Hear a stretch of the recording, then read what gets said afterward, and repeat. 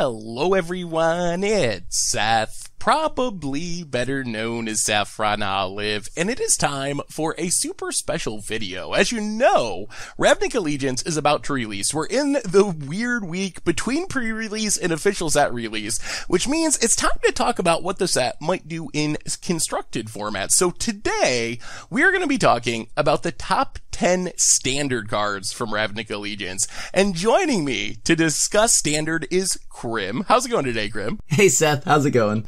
I'm doing pretty well. I'm pretty excited. So we're recording this on Thursday. You'll probably be seeing it a few days later. But we just played the day before the pre-release stream on Arena, where you got the full accounts and got to play with all the cards. So we've both been playing some new standard, and I'm pretty hyped to talk about these cards. So before we get into the countdown, Crim, really quick, give me your first impression of the format. You played it a bunch yesterday for a bunch of hours, a bunch of decks, a bunch of cards.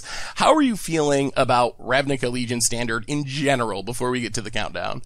So I paper proxied played this format, and then getting to play even more of the cards and seeing what other people like the pros like Martin Yuza and all of them are doing. The format is absurdly, this set is so powerful. There's so much power being added to standard from, this set, which originally, it kind of didn't seem that way from the first few spoilers, but now that all the cards are here, everything just seems just like a huge boost in power level. This whole Ravnica block so far has been a lot of fun. Yeah, it seems like a really powerful set. We saw some of the new guilds kind of taking off, like Gruul and even Azorius, some Orzhov decks, and also kind of, from very first impressions, the rise of three-color decks to some extent. Now that we have all the Shocklands, I was seeing a lot more like Bant and Temur and Mardu, just decks being able to play three colors without too much of a downside and take advantage of really powerful cards from three different guilds. So definitely an exciting time for Standard, and I'm really hyped for it. And we have 10 pretty interesting cards to talk about today. So let's kick off our countdown, starting with number 10. And this is one of the more unique cards on the list. Ethereal Absolution, the big Orzhov enchantment. Kind of people have compared it to like a kind of enchantment Elish Norn, slightly watered down, I guess. But Crim, why don't you tell us a little bit about Ethereal Absolution and what it does in Standard? Well, I'm gonna, okay, so it's almost just perfectly just right in time with all the, aristocrat style decks. Cause the last time we had an aristocrat style deck, that, all the, little small 1/1s that leave behind little, spirit tokens, all this other stuff, we had Curse of Death's Hold, right? So, or at least the last time I can remember it being really powerful. And this is like a Curse of Death's Hold, but it also pumps your creatures, or as you said, an enchantment version of Elish Norn. And it is at 6 mana. It's more than that though, because you can exile cards from an opponent's graveyard. And if it was a creature card, you create a 1/1 white and black spirit creature token with flying. So just the fact that you can also use this enchantment to produce more threats on your own. I may not even have to, I was playing with this out of just a control deck, right? And I didn't even have that many creatures. I had maybe a few Angel of Graces and that's about it, right? But with this card, I can just also eat my opponent's graveyard. There's been a lot of fun applications with this card. It can be used out of an Esper, milling kind of exile deck also.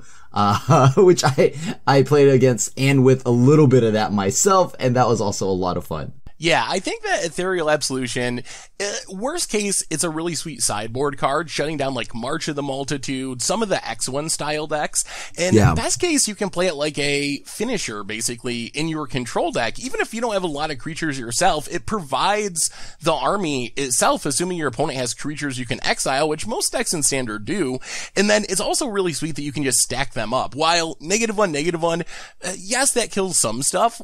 If you're drawing through your deck, and eventually you're playing your Kaya's Wrath and all this removal and really slowing down the game, eventually you're going to have 2 of these on the battlefield and then 3 of these, and that's just making it almost impossible for most decks to function, creature decks to do anything. So this is one of my favorite cards from the deck. I loved Curse of Death's Hold, and for 1 extra mana, you get a ton of additional utility. So I really like Ethereal Absolution. Probably not going to break Standard, but it's one of my favorite cards in the set. I definitely agree. Speaking of March of the Multitudes, I had that happen. I was on a Bant tokens deck, and my opponent just slammed this off the top, and I was like, ooh, this feels really bad. I'll concede. All right, let's move on to number 9 on our list, and we have very much a Crim card. I think you are a big control player. Absorb the return of the counter spell. How good do you think this 3-mana, gain 3 life counter spell is going to be in Standard, Crim? It is really good. This card is the truth. Like, this card is just absolutely bonkers. It is I talked about it a little bit before, but the gaining 3 life is, if you want to talk about in the sense of card advantage, it's another card stacked on top of it. It's countering like 2 spells usually, because like, yeah, you're countering the spell, you gain 3 life, but that also could be like, like blanking an attack from an aggro deck, right? Or it could be like countering a future burn spell with now, as you've mentioned before, we have even more 1 mana deal 3 damage out of red decks. And so what you're doing here is you're countering, let's say, a lightning strike somewhere down the line, or a Skewer the Critic somewhere down the line. And on top of that, countering like Experimental Frenzy. So card is just absolutely bonkers. And after playing with it a lot more, the Surveil, very good, right? Very good from Sinister Sabotage. But this 3 life is it's just too good to say no to. This card is just, I think I'm definitely moving forward, I'm going to be playing this over Sinister Sabotage. So for me, this was a card that when it first came out, I was kind of on the Sinister Sabotage side of the argument, where I thought, I think I would rather Surveil than gain 3 life. But now that we have the full set of Ravnica Allegiance and have played some games with it, there's a lot of powerful, aggressive, burn, Gruul, Rakdos, Mardu style decks. So I think with how, at least my first impression of Ravnica Allegiance Standard is shaping up, I think gaining 3 life is probably going to be way more important than surveilling 1, just with the plethora of really good, aggressive, burn, aggro style decks that we're going to have in the format. So I think I'm with you. At first I was like, I'm probably going to play Sinister Sabotage, but now I'm like slowly moving into the Absorb camp based on what the format's looking like. Yeah, Spectacle, you have a lot of things. Like, you have like, cards that are just, because there's gonna be lots of things that are gonna be triggering, they're gonna try to trigger Spectacle. So just over time, you're gonna like counter like a few of those abilities themselves. So the card is just very powerful. Well, let's move on to number 8 on our list. And this was a late edition. So I just added this one to the list, and this one was based on my experience yesterday during the preview stream. Hero of Precinct 1, which I'm pretty sold on being one of the big sleepers of the set. So, it didn't stick out at first. It looks like a young Pyromancer, but the casting a multicolor spell, I thought that might be too hard. We do have a lot of multicolor spells, but can you really build around that? But after watching decks just like play this into play Judith, into play Heroic Reinforcements, and just absolutely blow people out by turn 4, I'm pretty convinced that Hero of Precinct 1 has a pretty good home in Standard, because it just naturally fits in decks like Mardu really easily, and that doesn't even include some of the other possibilities. So this is one of my big sleepers from the set, but what do you think about Hero, Crim? I also think it slipped under my radar. I built a Bant version of the deck, right? I was playing a Bant version of it, and just doing things even as simple as like Discover. Or my personal favorite is Hero and then cast Teferi. I know, right? Me playing Teferi. Weird. But it allowed me to have a 2/2 and a 1/1. I was able to protect my Teferi cause it felt so great. Like, cause I was able to go Bant mid-range, play a Teferi, get a token, tuck one of their threats with Teferi's -3, thus leaving me two blockers to make it so that even if my opponent had removal, they weren't getting through. So it allows me to protect my Teferi when he's at 1 health. And also on top of that, just all the multicolored split cards that we could be playing with it. You can also, as you talked about, like out of Mardu, like that into Judith is like absolutely bonkers. Yeah, and you also get extra upside where the 1/1 works really well with some of the sacrifice effects we've seen in the format. Now, I don't know if they're full-on, like, aristocrat-style decks, but they're kind of close, where you're sacking your own creatures for value to get, like, Judith triggers, or sacking Gutter Bones to get things back. Making that extra 1/1 is a nice little piece of sacrifice fodder, too, if you're playing that style of deck. So, I'm really excited to see what happens with this card. You're playing it in control. You can play it in more, like, just straightforward aggressive decks. You can play it in kind of combo aristocrat-style decks. So So there seems to be a lot of possibilities for Hero Precinct 1. Agreed. Well, let's move on to number 7 on our list, and we're heading to the world of Gruul for Rhythm of the Wild, a super aggressive enchantment. So, Crim, why don't you tell us about this one? Oh, I get to start this one. This is this has got to be your nightmare, right? Like, if you're the Teferi Absorb control player, this is probably the last card you want to see on the other side of the battlefield. 300% correct. Like, I can tell you right now, every time I played against this, we saw it come out of like the elf deck, like all the spell breakers. It was brutal. And the fact that this card stacks, like you can have multiple of these, and then that means your creature will have like on Arena, it's specifically humorous because it says riot, riot, riot. It just goes riot, comma, and I'm like, okay. And this is just a very powerful card, being able to have your spells resolve and giving things like Carnage Tyrant, the ability to, get haste, cause it needs that. And then, and all these other crazy cards. Like I was able to steal one of these with Thief of Sanity, and then giving all my other thieves Riot, which was perfect, by the way. This card just is house. It's a complete hoser. It destroys control if it resolves. It's one of the extremely powerful enchantments, and why I think right now you need enchantment removal in the main deck. It's one of many enchantments that are absurdly powerful. Yeah, we got a lot of really good enchantments in this set, and that's not even including like the flip enchantments like Search for His Contest, so there's plenty of targets going around. And yeah, this card, I mean, it's obviously great against control, but it's just fine in general. Riot is a powerful mechanic, just with the flexibility of making your creatures bigger or being able to just get in that quick damage by giving him haste. So I think this is kind of just the foundation of kind of aggressive aggro and even some mid-range style of decks, because it just hits on two different really important levels. And I feel like this is one of the cards where Wizards was a little nervous about Azorius, with Teferi already being good, with people already like complaining about some of the Turbo Fog style decks, and this seems almost like a hoser specifically to make sure that aggro decks have a chance to fight through the counter spells. Fight through the counter spells, yes. Try to fight through the fogs.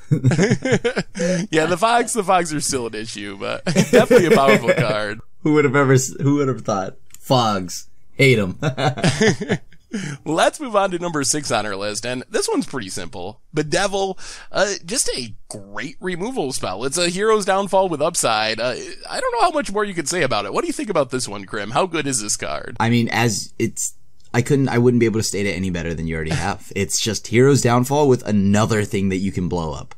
It's just gonna, and it's, got gorgeous Seb McKinnon art. 100% just gonna see, if there's a Rakdos deck, there's gonna be a non-zero amount. Probably 4, to be honest. Yeah, it seems like an easy 4 of. One interesting question I got for you while we're on the topic. What do you think about this compared to Mortify? I was looking at some of the deck lists people have been like working on and posting, and some of them are like playing a split, assuming you're in the right colors, like you're in a Mardu style deck. Do you think that hitting an enchantment in our current format has more or less upside than being able to grab an artifact in a Planeswalker? How comparable are those two cards in power level? Right now, I'm not gonna lie to you, I feel like the enchantments are so much more powerful. I can understand why you'd want to do a split, because in Mardu you get to use everything, right? You're gonna have removal for everything now, pretty much. But I think Mortify is so important because of the power level of just Rhythm of the Wild we just talked about. And yeah, even the flip land enchantments, all that. But it feels like being able to hit enchantment is so important right now. That I actually do think that you need to split this if you're playing in the colors. Yeah, I think that actually makes sense. With Experimental Frenzy, Rhythm of the Wild, Ethereal Absolution, the flip enchantments, there are a lot of good enchantments to hit. I do like that this also hedges on Planeswalkers, and one of the things that I kind of saw was maybe this card actually hits on Faraska's Contempt more than anything else. That's a card that I didn't see nearly as much of, with people using this to deal with Planeswalkers, and then Mortify to have the ability to hit enchantments as well and just kind of cover all your bases, but not needing to go all the way up to 4 mana to have a chance to kill a Teferi or whatever. See, that was one of those lines that I had to figure out when it came to deck building, because at the same time this is 3 mana, which is great, hits other things too, but the exile and the gain 2, still pretty important. But, I mean, it comes down to which deck, but right in the Mardu deck, I think this is just better, strictly better. Well, let's move on to number 5. And number 5 on our list is probably the most interesting spot on our list. We got 2 different cards, Skargan Hellkite and also Seraph of the Scales. So what happened here is me and Crim each made a list. Crim had Seraph of the Scales ranked highly on his list. I didn't have it at all. I had Skargan Hellkite ranked highly on my list. Didn't have Seraph of the Scales at all. So I figured we would toss them together and kind of talk about why we each like a different one of these mythic flyers. So, Crim, why don't you kick it off? What is the appeal and the power of Seraph of the Scales in Standard? I like the huge appeal for me is like what you're getting and what you're paying for off of Seraph of the Scales. It's just oozing with value. I love it. I love the fact that you get a 4/3 for 4. Yeah, it does die to Lightning Strike, and yeah, it can get Lava Coiled, and then you don't get the Afterlife. But the Afterlife 2 was huge. Especially out of a Mardu deck, because then you're able to play Judith. So even if this doesn't die to Ritual of Soot, it does die to Kaya's Wrath, but whatever, what doesn't, I guess, I mean, there's only a few things that doesn't. And after a board wipe, having the 2/1/1s, I think it's totally undervalued, what it is to have the Afterlife 2. And of course, you have Vigilance, Death Touch, so this can play around Seal Away. And of course it has Death Touch, meaning it can be an efficient blocker, so you can kill Carnage Tyrant, as I've mentioned before, or even it stays alive past Skargan Hellkite's little pinging ability, and it can trade with Skargan Hellkite. And the fact that it comes down at 4 mana, I just like the value of this card. It's just oozing with value. There's definitely a lot of value there. I will definitely give you that. As far as Skargan Hellkite, we've just seen cards like this do really well in the past. Stormbreath Dragons, Thundermaw Hellkites, Glory Bringers, and Skargan Hellkite is sort of reminiscent of all of those. A 4/4 hasty flyer for 5 is pretty good. We've seen that those stats be playable, and then having the ability to have it be a 5/5 if you need to sit back on defense and block a Seraph of the Scales or some other like an Aurelia or something is also a nice upside that you can trade off with bigger flyers, and then you have this reach ability for the late game. So I mean, I'm sure the cards go in very different decks. I think that's the big thing with Skargan Hellkite and Seraph of the Scales, and if there is a drawback to Skargan Hellkite is we got a lot of kind of powerful stuff. If you're playing a big mid-rangey deck with Gruul or Jund, you have a lot of threats in the 5 mana slot, so I'm not sure how that will all shake out when you have Regisaur Alphas and Doom Whisperers and tons of different Planeswalkers. Can Skargan Hellkite beat those cards out? But I think it's definitely a very powerful card just based on its base stats, essentially. I mean, there's also Grixis Dragons, which you could be playing that in. That's also true. You already have a lot of a good Dragon Shell, and Sarkhan is a really powerful Planeswalker. Sarkhan and Dragon Horde are kind of the core of that deck, and 5 mana dragons are great because either Dragon's Horde or Sarkhan is going to let you ramp into them a turn earlier, so it does hit the sweet spot on the curve for Grixis Dragons. Yeah. That's the one I'd love to see Skargan go into. If I were to play it. Well, let's move on to number 4 on our list. And we have a card that has really kind of shot up in value. I've been looking at card prices and people playing it, and I think Judith is one of the most hyped cards in the set right now. And it seems really powerful. Based on the bit that I've played the format so far, Judith is a scary card. The ability to pump your entire team and to just get in this weird incidental damage where you're attacking into blockers and stuff dies and you can ping down a bigger blocker so you're actually getting creatures out of the way or just go to the face. What has your experience been with Judith, Crim? Oh, she's so good. We were just quoting, all stream, we were just quoting Zoolander. This Judith, she's so hot right now. Dude, cause she's so good. She's she was on fire the whole night. Anytime we had her on the board, she was an all-star. Just pumping your team, as you mentioned, but also being able to put that 1 damage, not to just opponents' faces, but yeah, creatures. This is so good. I can see why they made her legendary, because if this were in multiples, it would just be misery. But the fact that we also get to have our little threats, still deal damage after a board wipe, absurd. It's just, like, any kind of Blood Artisty kind of effect or Zulaport Cutthroat effect is always good. Yeah, and Judith is a really powerful one because along with the Blood Artist effect, the pumping ability is actually really scary with Afterlife tokens, even just curving out. You play a 1-drop, you play a 2-drop, you play this, you're getting in for more damage, and it just fits in so many different decks. I've seen people playing it in like Aristocrat style decks where they're trying to stack stuff for value. I've seen people just playing it in like aggro decks where this is pumping your creatures and protecting you from removal.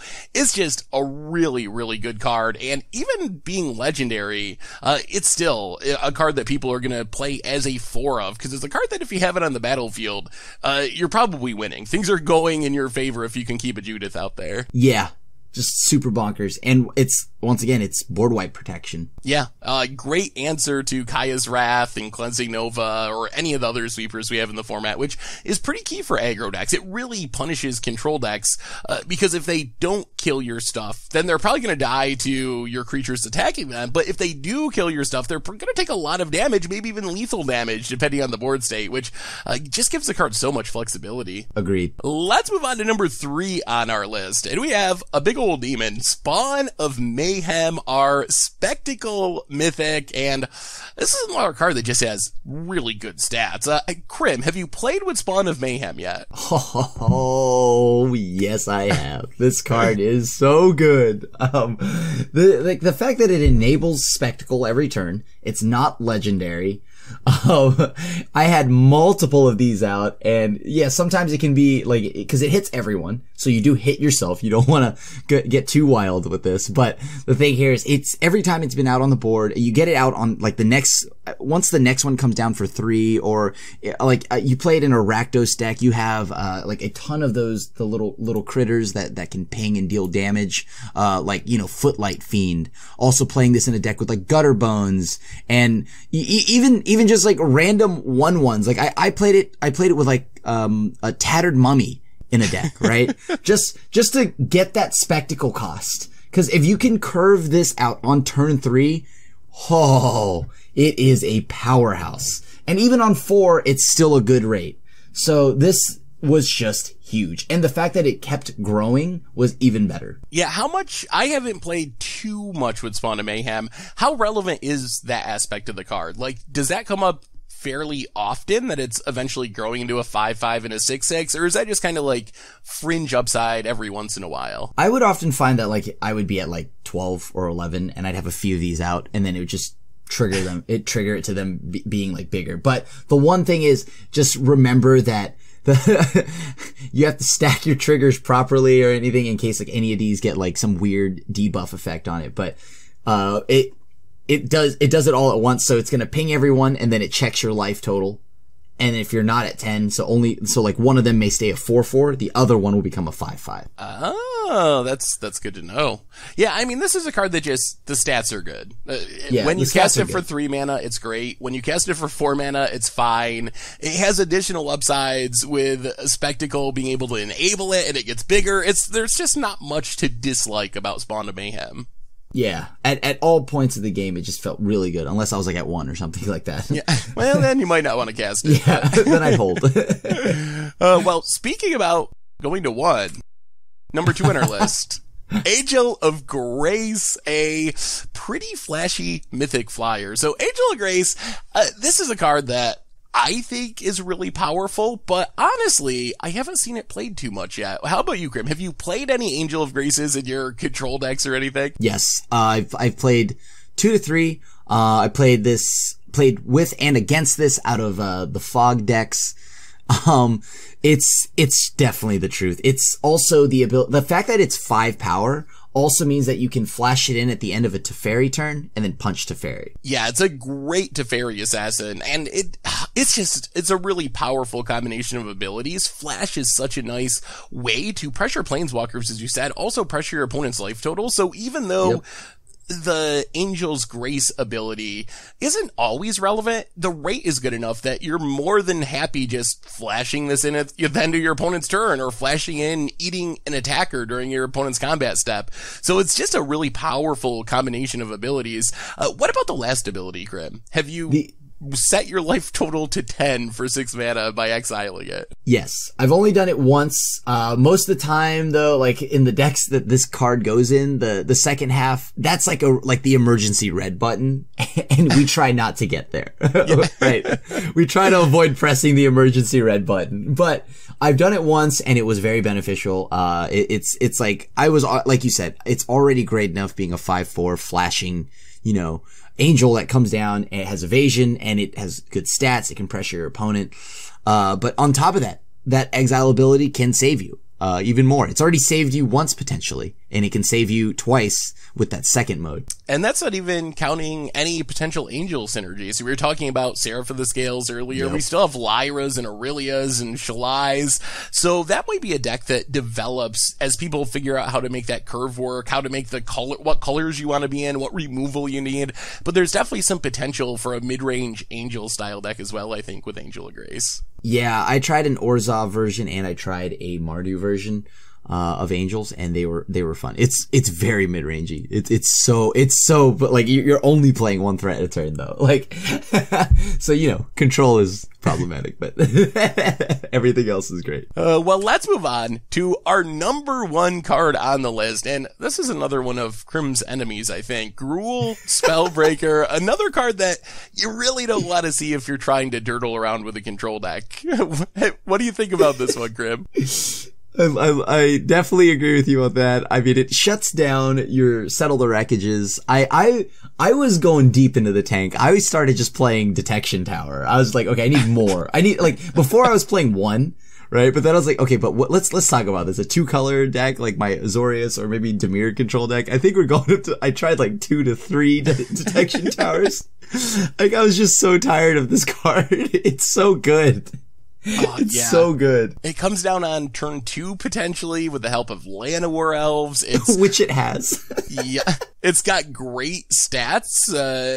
Basically a 4/4 for 3 is great. The ability is upside, and a 3/3 haste is fine too, especially if there's no blockers, just to get that like lava spike of damage in. It's another, we've talked about this for several of the cards on our list, but the set has a lot of cards that are just good because they have really good stats. Like, it's just like, this is a pushed card that has really good stats, and Gruul Spellbreaker is another one on the list.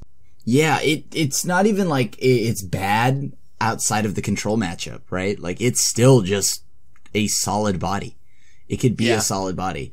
And on top of that, the enchantment we had previously talked about, with Rhythm of the Wild, you get both. You can do both, because as I told you, like, Riot stacks, so you can give it the 1/1 and haste. Or if you want, you can give it double 1/1 counters, I guess. Oh, yeah, that is super scary. I'm really interested to see if someone figures out how to make just like the Llanowar Elf, Steel Leaf Champion, Gruul Spellbreaker. That's so many big creatures coming down so quickly, where if you don't have the right removal really early in the game, you're just gonna die in like by turn 4 to these huge creatures smashing your face. So it's gonna be interesting to see if it works out. You can't even, like, that's the worst part. I can't even use removal on their turn. I have to do it on mine. Yeah, so you're almost like time walking yourself if you leave up mana and your opponent plays a Gruul Spellbreaker. If that's your plan to like use a removal spell during your opponent's turn, brutal. Yeah. Just a brutal card. Because then it's like, well, they have 2 mana unless they're playing Quench, which I do. But like the thing is, I have Quench because I need to hit this. I need to counter this, right? Because then after that, let's say I spend my turn to remove this. That means, okay, your turn again, and they just play another one or some other threat now that I've tapped out, and it's like, oh boy, it's a big snowball effect.